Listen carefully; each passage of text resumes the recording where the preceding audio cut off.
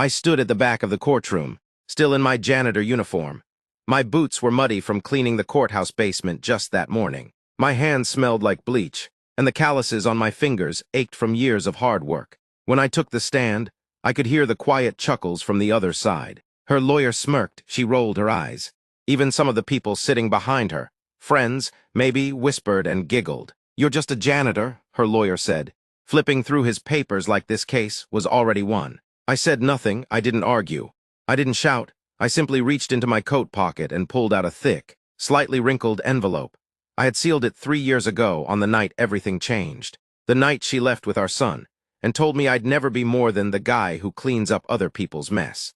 I handed the envelope to my lawyer, who quietly passed it to the judge. The courtroom went still. Even her lawyer stopped mid-sentence. The judge adjusted his glasses and opened the envelope slowly. Inside were photos, documents, and a handwritten letter.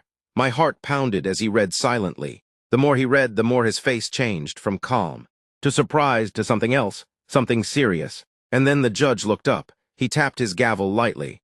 "Mr. Hughes," he said to me, "thank you for your patience. What you've kept to yourself for 3 years changes everything." The room fell completely silent. Her smirk was gone, and I stood a little taller. The judge cleared his throat. "This court needs a short recess before I continue. Counsel, please stay. Mr. Hughes, don't go far." I nodded, still silent, still holding my breath. As the judge left the bench, her lawyer leaned over and hissed something in her ear. She looked pale now, no more giggles, no more side eyes. She stared at the envelope like it might explode. When court resumed 10 minutes later, everyone was tense. The judge turned to the room and said, "What Mr. Hughes has presented includes bank statements, audio recordings, and a notarized letter signed by the late Mr. Raymond Beckett. Does anyone here know who that is?" Her face turned white, she knew. Raymond Beckett was her former boss, a very rich, very well-connected man, the same man she told everyone she barely knew. According to this signed letter, the judge continued, "Mr. Beckett admits to transferring ownership of his small property company to Mr. Hughes. In gratitude for saving his life, Mr. Beckett also confirms that the plaintiff," he looked directly at her, "attempted to manipulate him into signing over those properties to her, using false claims and threats. She was removed from the will the day after Mr. Hughes refused to press charges." The courtroom gasped. I didn't smile. I just looked at my son sitting at the back, legs swinging under the bench, and gave him a small nod. Now she was trembling. The judge wasn't finished. "Mr. Hughes has not only proven ownership of the assets in question, but also provided proof that he quietly paid for his son's private schooling for 3 years, under a different name, so the mother wouldn't pull him out in anger." The courtroom was no longer laughing, and then the judge said something that made her finally speak. "This court is leaning toward full custody. Mr. Hughes, do you have anything you wish to say?" She stood up, voice shaking. "Wait, this can't be real. He's just a janitor." I finally looked her in the eye, calm, quiet, and I said, "Yeah, I clean up messes, including the one you left behind." The courtroom went still again. You could have heard a pin drop. Even the court clerk looked up from her screen. Eyes wide, the bailiff shifted, as if preparing for something dramatic. The judge leaned forward slightly. "Miss Carter," he said, addressing her, "I suggest you sit down. The evidence speaks louder than your assumptions." She sat slowly, almost like her legs forgot how to work. I glanced at my lawyer. He gave me the smallest nod, just enough to let me know it's all turning now. The judge continued, "There's more. Mr. Hughes has also provided footage from a hospital security camera 3 years ago, the night his ex-partner claimed he abandoned their son. The video shows Mr. Hughes in the emergency ward, holding their son in his arms after a fall. She, meanwhile, was out of town, with Mr. Beckett." She gasped, hands flew to her mouth. Her lawyer sank lower in his chair. The judge's voice grew sharper. This narrative of a negligent father was fabricated. Mr. Hughes didn't fight back before. He didn't need to, because he trusted that truth would outlive lies. My heart was racing, but I stayed still. The judge turned to me again. "Mr. Hughes, is there a reason you waited 3 years to reveal all of this?" I nodded slowly. "Yes, Your Honor. I wanted my son to grow up without courtrooms and conflict. I didn't want to shame his mother. I just wanted to prove I could be there, even in the shadows, until he was old enough to see it for himself." The judge's jaw clenched, then relaxed. "You have," he said softly. "You've proven it." She stood again, desperate now. "Please, please, I was scared. I didn't mean to lie. I thought he'd never be more than what he was." I looked at her, not angry, not smug, just tired. You were right, I said. I am what I was. A janitor, the same janitor who saved your boss's life, raised your son, and never stopped loving him. Even when I was cleaning floors, you stepped over. She sat back down, tears rolling down her face. My son ran up to me and hugged my leg. He didn't say anything. He didn't need to. The judge raised his gavel. The judge tapped his gavel twice, firm, final. This court finds in favor of Mr. Hughes. He said clearly, full custody will be granted to the father. Visitation rights for the mother will be limited and supervised, pending a further psychological evaluation. This is not punishment, it's protection. I didn't move, I was frozen. After all these years, after sweeping empty hallways at night, missing birthdays, watching from behind fences at school plays, I had my son and I had the truth. She broke down in loud sobs at her table. Her lawyer just stared forward, as if hoping the floor would swallow him. The judge stood, court is adjourned. As the room emptied, I walked slowly out into the hallway. My son held my hand tight, swinging it like he always did when he was little. Outside, the sky was clear. The reporters rushed toward us, but I kept walking. My son looked up at me and asked, "Dad, why didn't you just tell everyone before?" I stopped, crouched down, looked into his eyes. "Because the people who matter." I said, "Don't need proof, they just need presence.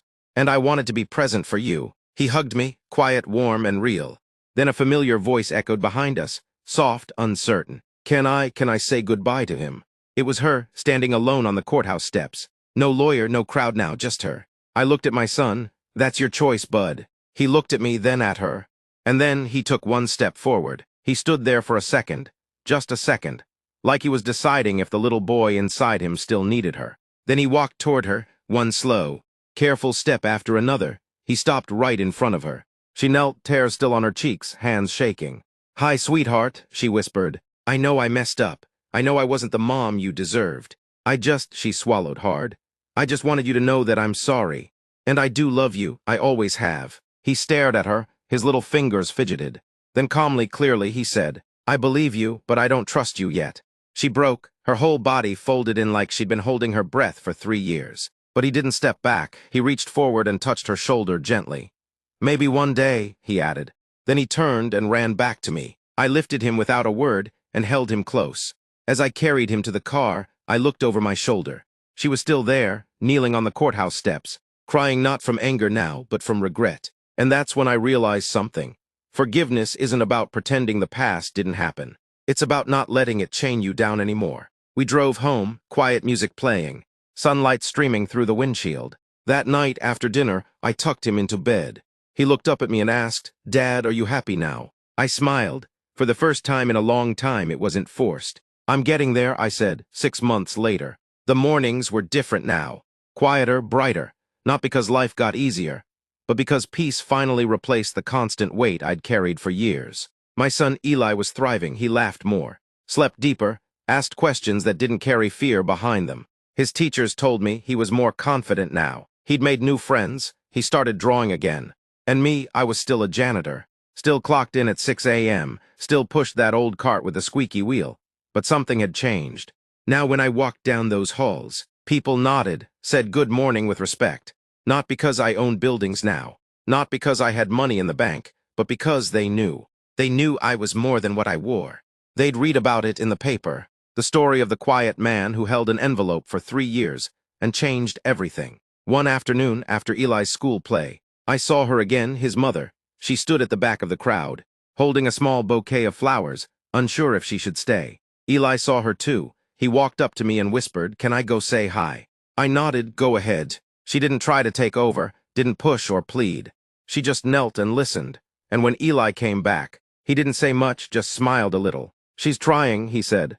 And that was enough. That night, as I cleaned the same marble floor I'd mopped for over a decade, the courthouse lights above me shimmered. Not because they were new, but because, for the first time ever, I looked up. The janitor who had been laughed at in court was no longer invisible. 1 year later, Eli stood at the podium, nervous but beaming. His hair was combed neatly, and he wore the little navy blue blazer he picked out himself. "Today," he began, "I want to thank someone special for being my hero. He doesn't wear a cape, he doesn't fly, but he showed up every single day." The school auditorium was packed, parents, teachers, students. They had chosen Eli to give the end-of-year speech for the graduating class of Year 6. I sat in the back row, arms folded tightly across my chest, trying not to cry. He never said bad things about people. Eli continued, even when he could have. He just did what was right, even when it was hard. And I learned that being strong doesn't mean yelling. It means doing the right thing, even if you're alone. He looked straight at me. I learned that from my dad. The applause was thunderous. Teachers were crying. Kids were clapping like their hands were on fire. I just sat there frozen, my heart thudding in my chest like it was trying to break out. Afterwards, he ran into my arms, tighter than ever. She was there too, his mother. She stood a few feet away, holding a small box wrapped in gold paper. This time, she didn't approach. She just gave a respectful nod, eyes full of something softer, humble, human. Later at home, Eli handed me the box. She left this for you. I opened it slowly. Inside was a photograph, faded but familiar. It was the three of us, before everything, before the bitterness and the courts and the envelope. And on the back, in her handwriting, it read, "I see you now. I'm sorry I didn't before." I didn't cry. I just folded the photo carefully and slid it into a drawer. I'd made peace with the past. Eli peeked over my shoulder. "You're gonna keep it." "Yeah," I said, "not because I need to remember what hurt, but because I want to remember how far we've come." He smiled and said, "Wanna go get ice cream?" "Only if you're paying," I teased. He laughed. "You are a janitor after all." I raised an eyebrow, and don't you forget it. We walked out the door together, father and son. No lawyers, no courtrooms, no noise. Just a quiet victory,